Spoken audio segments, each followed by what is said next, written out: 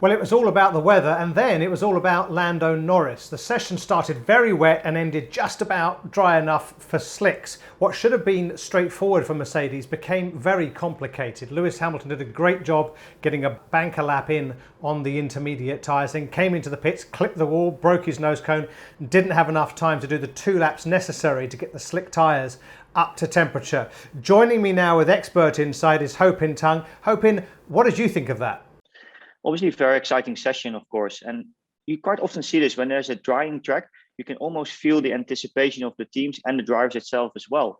I think George Russell was obviously the standout performer there because he timed it perfect to switch to slicks. And you could just see that, the confidence that he's been having in the car for the past few races. It totally showed again here. The way he drove actually out of the pit lane on those slicks, first guy out on slicks, really big snap oversteer on the exit there of the pit lane. It just showed the confidence he has, and that really translated into that phenomenal 3rd position for him.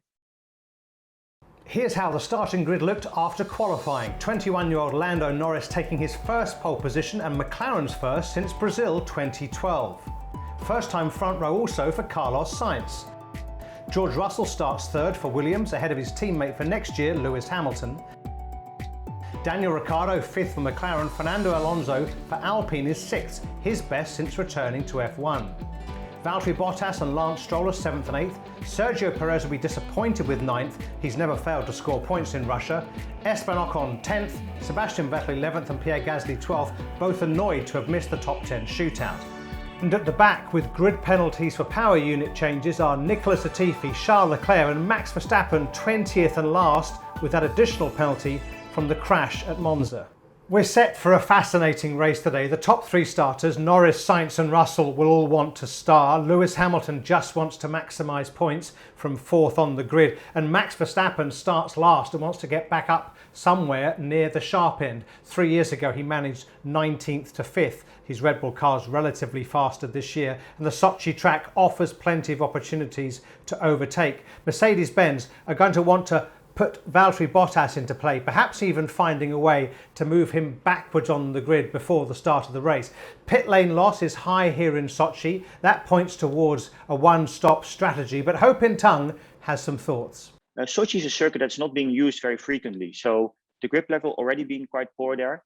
Combination with the temperatures often results in this kind of gradient that we see. So tire problems are to be expected in the race if it's going to be dry.